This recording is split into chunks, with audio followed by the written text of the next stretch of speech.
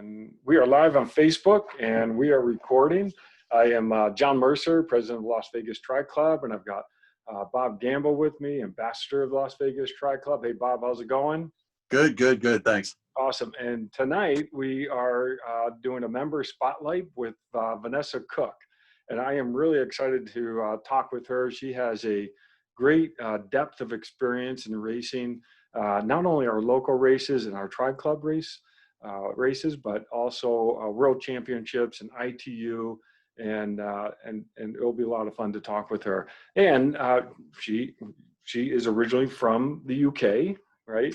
And also has lived in East Lansing. Oddly enough, I lived in East Lansing and was born there. So no way, I had no idea about that. Oh my gosh. Yeah. So now I guess I don't know how many people can claim that, but that's where. Yeah. So I was born there, but grew up in mostly upstate New York.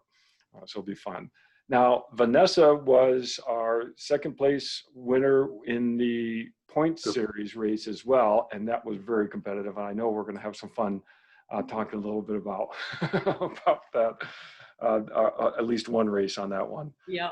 But I am really excited to talk with you, Vanessa, and about your background in triathlon and sharing that with the Tri Club. But I'm going to turn it over to Bob to get us started. So, Bob, kick us off. Well, this is going to be interesting for me too, because I have just recently met Vanessa Cook, and first thing I noticed that whenever she introduced herself was she's not from around here, as you can probably tell, from England. And I'm curious myself. I don't know if you've done any races in England. I understand you came here about 3 years ago, correct? Into Las Vegas, and you've been in the club for a year. And you hit the club pretty strong with a couple of club races and enough points to finish second. So, and from what I understand, you've raced the ITU races. So you have got some things that we can learn. And one of the things that's interesting about this club, we've got a lot of young people and a lot of new triathletes, and we've just gotten a boatload of them recently. Yep. A lot of people just signed up. So having someone with your experience and with your knowledge, and you've done championship races, so this is going to be fun. I'm going to learn, and so welcome, and we appreciate you doing this tonight. So yeah, well, thank you both, John and Bob, so much for asking me to do this. I really appreciate it. As you said, Bob, I joined the club about a year ago. And we actually moved from East Lansing, Michigan, 3 years ago to Las Vegas, very skeptical about whether there was going to be any triathlon training possible in Las Vegas, because I didn't know anything. Hey, you're in the middle of the desert. Yes. Right? Yeah. And turns out not only is it a fantastic place to train, but it also has a fantastic tri club with loads of people, just a huge membership. And as you guys were saying, so people who are ultra competitive, I've discovered, and really push you really hard. And then people who are, as John was saying, just getting into it, which is really fantastic. So huge spectrum of people. You know, adding on to that, when you're talking about the ultra competitive Tri Club, the one thing that we seem to be, everyone in the club, the most competitive about is helping new people and supporting everyone. And that's one thing that is just so fantastic about the club. So I don't know if you've experienced it yet or not, but if you're on the side of the road fixing a tire and someone in the Tri Club comes by, they are going to stop and ask you to make sure you got everything you need. So, yes. So you're right. We've got to, and John, kudos to him. He's put together, he's running a very good Tri Club. So, and we're glad to have you in it. And again, we're glad to have you so we can pick your brain a little bit. Yeah, so let's get started. I want to hear how you got into triathlon to begin with. Yep. Yeah, that's an interesting story. So it was when I lived in East Lansing, and I before I started doing triathlon 7 years ago, I started. So I was in my mid-40s when I started doing it, and I was completely not sporty in any way whatsoever. I was one of those people in school who spent the whole time trying to do everything they could to get out of any sort of gym class or swimming or anything. I'd much rather be sitting on the side of the pool chatting to my friends than actually swimming. Didn't do anything at all before I started doing triathlon. Played a little bit of ice hockey, very, very badly, but that was about it. So one of my friends that I knew, who I used to do a little bit of working out classes at the gym, sort of aerobics classes and things, one of my friends was like, I really want to do try a triathlon, and there's a really great club that works through the YMCA in East Lansing, Michigan, and I really want you to come and do it with me. Please, please come. And I was like, oh, okay. We were going to start doing that in about January. And at that time, I actually fell over in the snow, bringing the trash can in, and twisted my knee really badly. So that got pushed back to April, which put us at about 8 weeks before the first triathlon that this whole team was like sort of aiming for, which was a pretty competitive local race. And so with 8 weeks to go, I decided better to try and join the classes. Went and swam a couple of lengths of breaststroke and was exhausted. Yeah. Used my very old road bike that I fished out of the garage, and started doing some running. I can remember doing a training run, and I was like, oh, I felt like I'd been running forever. And I measured it in the car the next day, and it was 1/4 mile. And I was like, oh, okay. I had to walk after that because I couldn't run any further. So anyway, the race came, and I carefully breaststroked around the swim, careful not to get my hair wet, did my bike, ran and walked the 5K because there was no way I could run 3 miles nonstop at all. And I came third in my age group. Oh my goodness. And I was hooked. That was it. Yeah. I went home and I signed up for another race 2 weeks later, and I planned out my whole summer with races, and that was the beginning of it. That's amazing. I mean, that's great that you didn't have the sport background and all of a sudden just got drawn right into it. And Yeah, you didn't have a strength that you came from. It's like, what is your strength? Well, I do triathlons. Right. Exactly. Yeah. Swimming's definitely the weakest, but it just goes to show that you're never too old. Yep. And you don't have to come from a sporting background to be able to do this. That's a great message. That's a great point. Message. And the other thing I heard is you started with your old bike and just got started at a low cost. And I think a lot of people are intimidated a lot of times, thinking it's going to be a big cost. They got to get this or that, maybe, hire someone to help them. But sometimes you just got to lace up the shoes and do it. And that's a great message that you did the swim as a breaststroke. You got through it.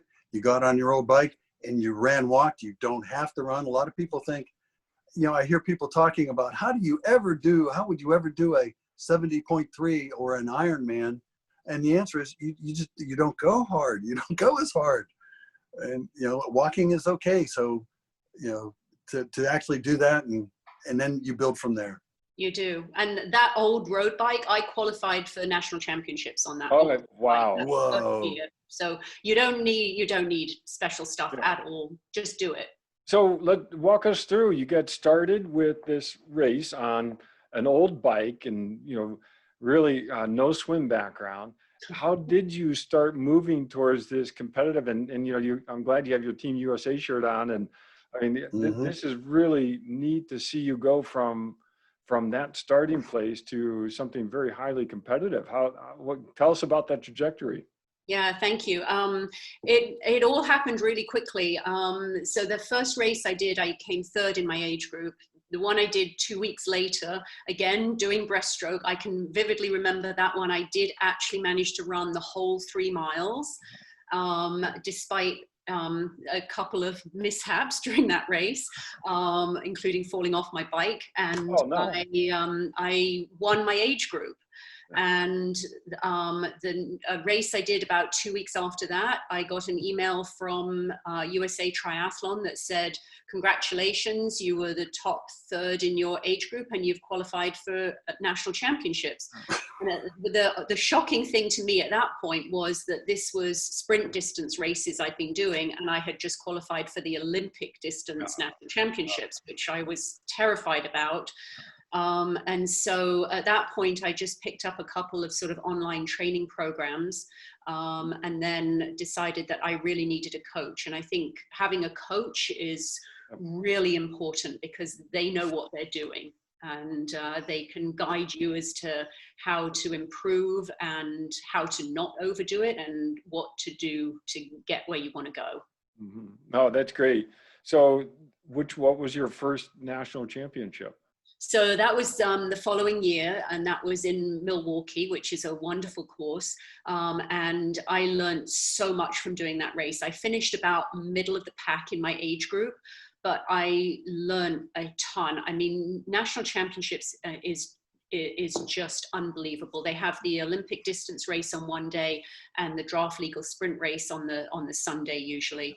And I don't know if you've ever seen pictures of the transition at national championships with the thousands and thousands of bikes in there. I mean, they estimate it's something ridiculous, like $40 million worth of bikes in there. Yeah, it was just incredible to be in that situation where there was people that I looked at the people that won my age group that year, and I was like, how can they be so fast? That's just unbelievable. Mm-hmm. But it was really good motivation. And at that point, I bought a triathlon bike, which was a really good investment. And it's the same triathlon bike I have today. I was just realizing it's getting on there a bit, but it still is, it's wonderful. I love it. I'm comfortable with it, and I use the same bike. So the next year I went back to national championships, and I qualified for Team USA. So if you are top 18 in your age group at national championships, you qualify to represent Team USA at the World Triathlon Championships, which is amazing. Was that the year in China? No, which year was the World Championship? So the first year I went to the World Championships was the one in Cozumel, which was infamous from the Brownlee brothers collapsing with heat exhaustion and carrying each other across the line. I also saw the leader of my age group being carted off on a stretcher halfway through the race, packed in ice with heat exhaustion. It was a pretty challenging race. So that was my very first World Championships. Yeah. Oh, wow. So when you qualify, I mean, I think we got to take a step back. I mean, the age group you're competing in is a very competitive age group. I mean, this is 40-44 at this point, right? Yes, it might just have been, I might have been up at 45 to 49 at that point. Yeah. A whole decade in the 40s is a very competitive age group. Yep, that's when everybody is got their endurance built up, and they are, just rock solid racers. Yeah, that's a very tough age group. And their kids have gone off to schools or college, and so they've got time to do stuff. Yeah. So you don't have any more trips to the soccer field. You can focus on training. Yeah. So when you're at a world championship like Cozumel, and you're on the start line, and you've got all these other athletes that have qualified as well, all super fit, what's going through your mind? Don't come last. That was my whole goal. Don't embarrass myself.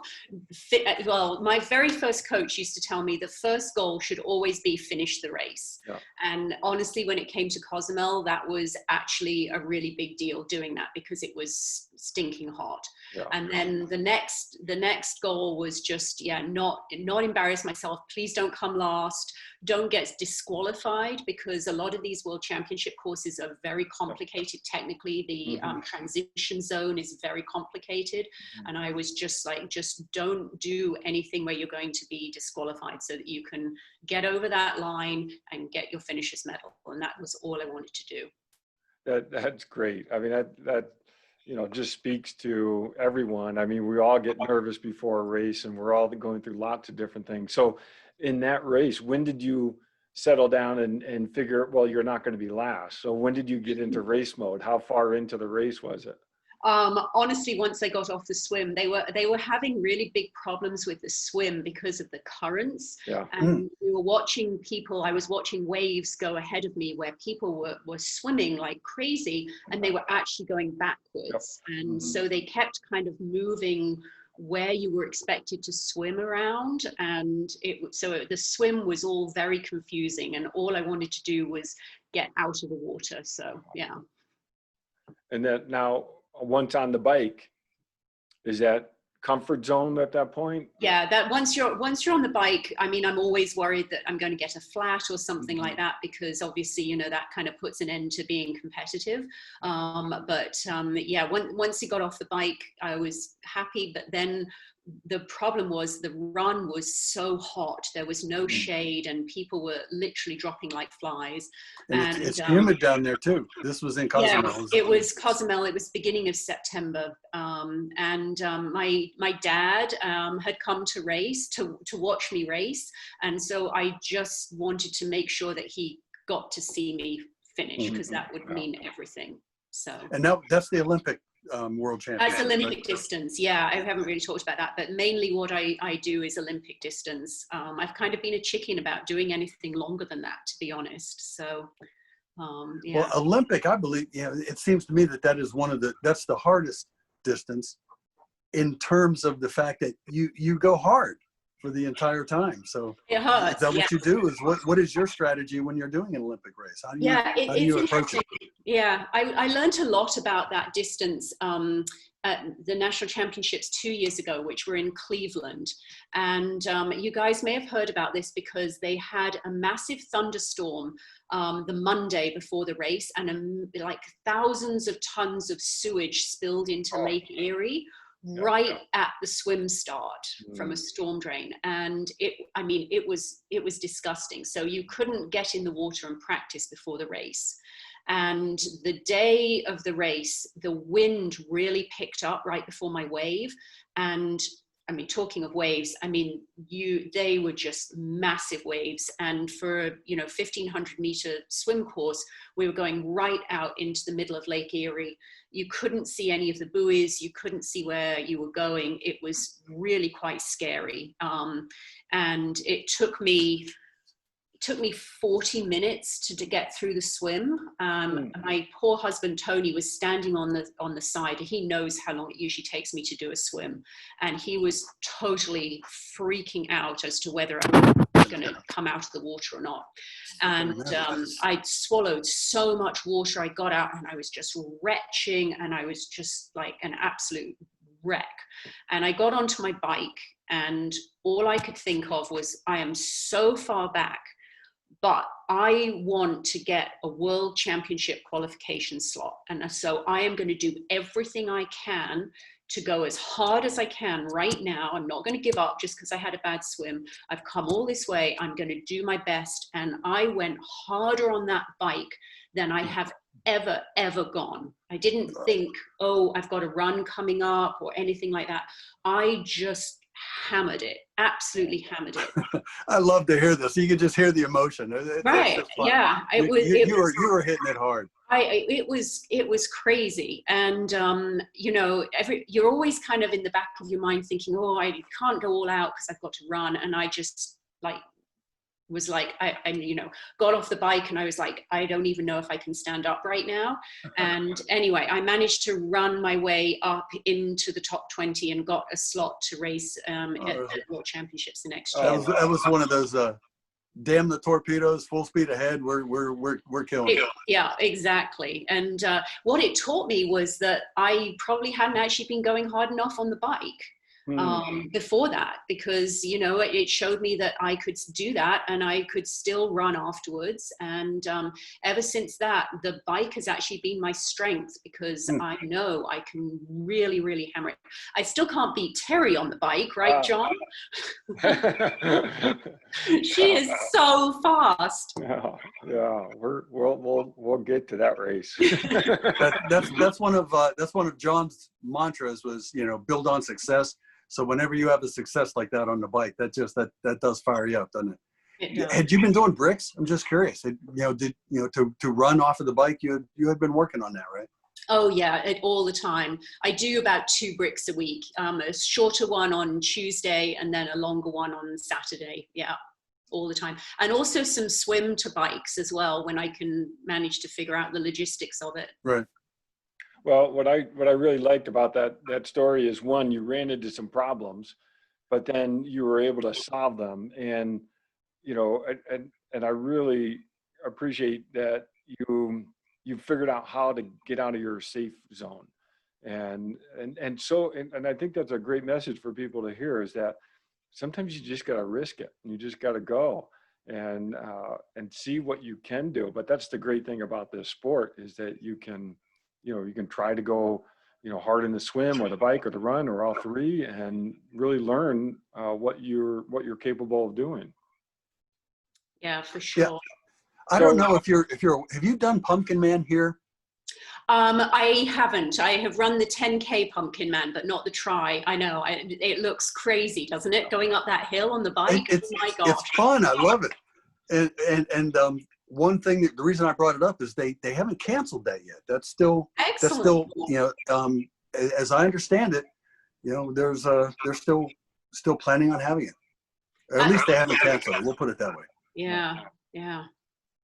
So you also do ITU duathlons. Yeah, because my swimming's so bad still. I do a lot better in duathlons than I do in triathlons.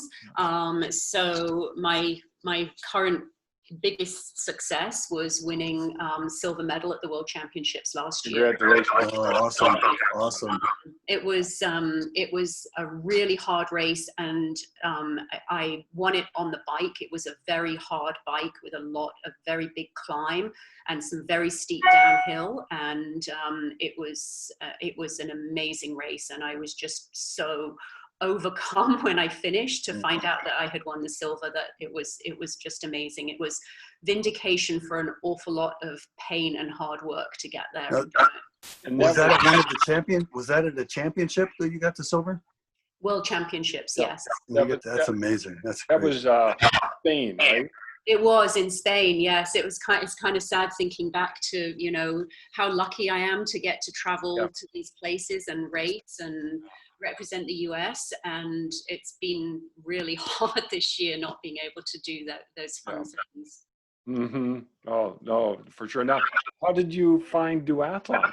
You were doing your triathlon and you were having some success. Yeah, I just thought, well, why not? I was like, oh, well, this could be fun. Duathlons are generally earlier in the year before the water warms up, and so I kind of thought it would be a good sort of warm up and some race prep for doing the triathlons. That was that.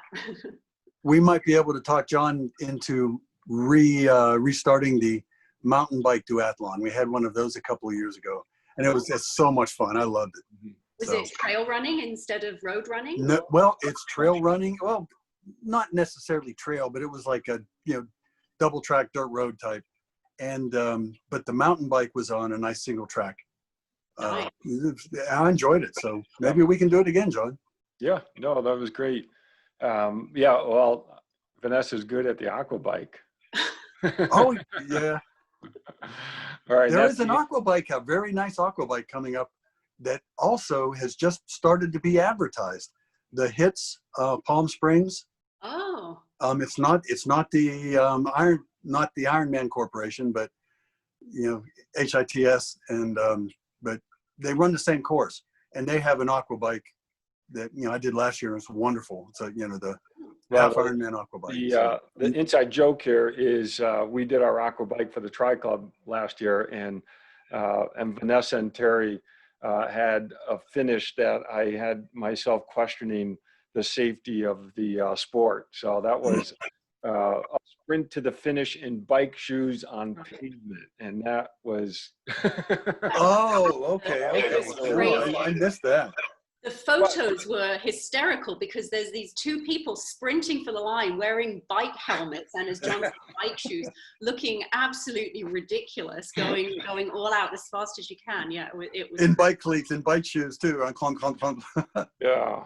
Well, that really shows your determination, your desire, and competitiveness, which I'm really glad that you've come down to the club and you do our races. I think that's it shows, everyone the level of competition that you can bring.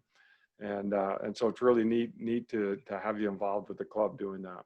Oh, I love doing it. And honestly, I mean, I was blown away when I joined the club last year. I couldn't believe how fantastically organized all the races were, how involved everybody is. I mean, my husband doesn't do triathlons, but he always comes to races and supports me. And he was like, I'm going to join this club just because everyone's so fantastic and it's such fun. And I just want to support them. I was like, oh. So. Well, he's welcome. He's most welcome as far as volunteers.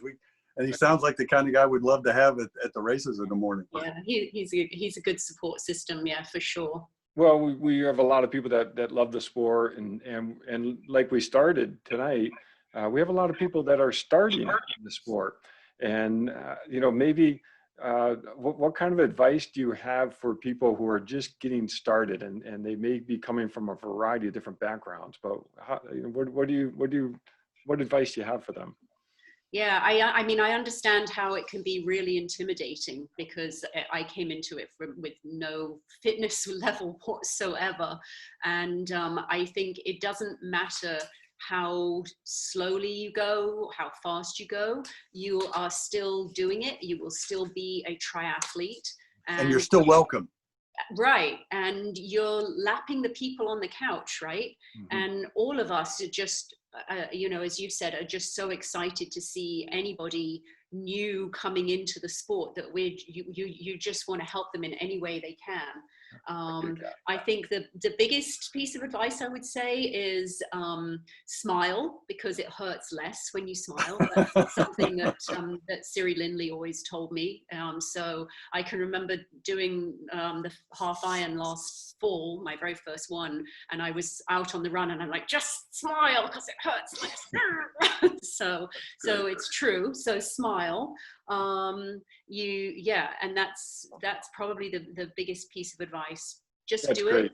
That's great. Well, and I gotta brag on you a little bit more here. Bonnie Parrish just posted on Facebook that you won gold in 2018 Nevada Senior Games in triathlon, and you took the gold championship in the 2019 National Senior Games, crushing our competition by nearly 10 minutes. Rock star.